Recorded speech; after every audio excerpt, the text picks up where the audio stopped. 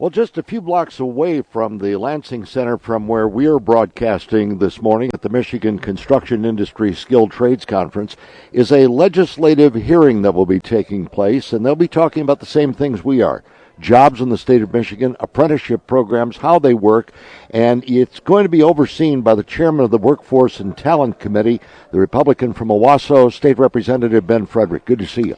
You too, Frank. Good morning. You got a busy day ahead of you talking about these very issues. What exactly will the committee be looking at? Well, today we have bills before us that would have to do with data sharing as it relates to the effectiveness of workforce programs, so that workforce development agencies and our community colleges can actually assess the outcomes of the programs they're putting in place. We're going to be looking at the unemployment data with these entities so they can see what the successes and failures have been as far as getting people into jobs. Now help me with something here, because this is an issue that sort of puzzled me. We put public money into these apprenticeship programs at the community college level, right? Yes. But we also have the unions themselves that are running their own apprenticeship programs and the construction firms that are supporting those, and they pay for those themselves. Why not steer the students to them and save the public money for something else? Well, I think it's a very bad way to go with a lot of these programs. They've been doing it successfully for decades. They still do the vast majority of apprenticeships in our state. And as you say, they are funded by the union entities themselves. So I certainly have an interest in getting more integration with the unions interacting with the school systems, especially our high school systems. They're doing some of that, but there's a lot more that can be done. Mm-hmm. As you've seen around the state, building is booming, and we need more people in these trades. Oh, there's no question. I mean, the jobs are available everywhere. It's staggering when you think about this, and yet you wonder if that message is getting to the kids in the high schools, like you said, because we've changed the curriculum so much within the high schools, mm-hmm. haven't we, over the years that have moved away from those get your hands dirty jobs. Yeah, absolutely. I have a huge concern with the lack of flexibility with our current curriculum. We have passed bills this session that are in the Senate now that would open up some additional credit equivalencies, hopefully to get back to rigorous multi-year vocational programming.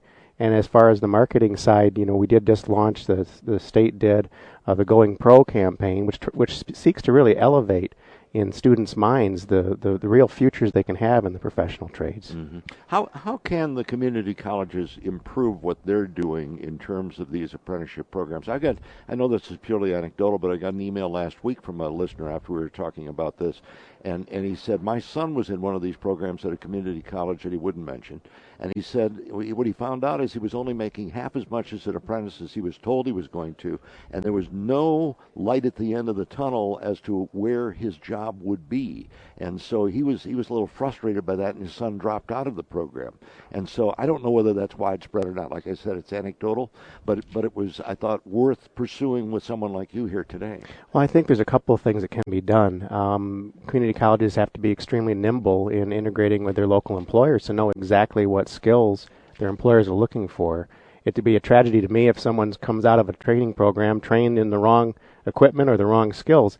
The second thing is, of course, to make sure that these programs are very well linked to portable industry credentialing that employers actually recognize, things licensure, those types of completion credentials that are needed. That's something the governor just talked about with us is getting those tools for training into the high schools, into the K through 12 schools, to give kids a better chance to learn hands-on exactly what the potential is for that job down the road. Absolutely, and elevate the image of the professional trades around the state. Many parents, understandably, are still smarting from the recession and the auto pullout decades ago, and they're trying to, in their minds, protect their children from maybe what they feel to be dead-end professions, when we know now these professional trades, they're high wage, they're high skill, they offer good futures and no debt in many cases to young people. Well, exactly. In fact, they'll even pay for you. You go to some of these apprenticeship programs,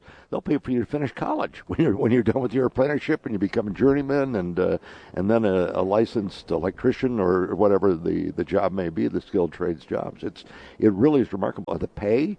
I mean, you're going to make $80,000 a year with benefits, insurance, retirement. What else could you want? These are really good jobs. And again, no debt. And to me, that's the big key. Yeah. We lament young people putting off life decisions like buying a home, starting a family. Well, if you've got a mortgage on your back for a house you can't even live in, you start to delay those life decisions. So for me, true freedom is that wage level, that portable certification that has marketability, and no debt.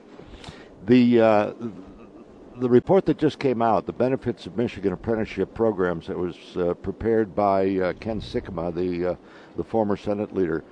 Did you get a chance to pore over that?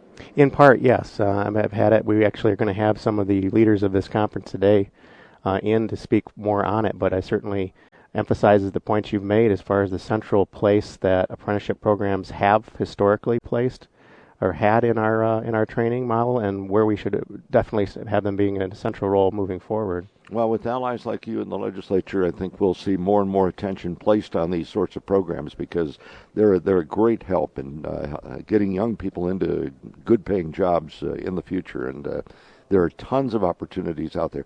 Before you go, I want to thank you for your work with supporting the autism community too.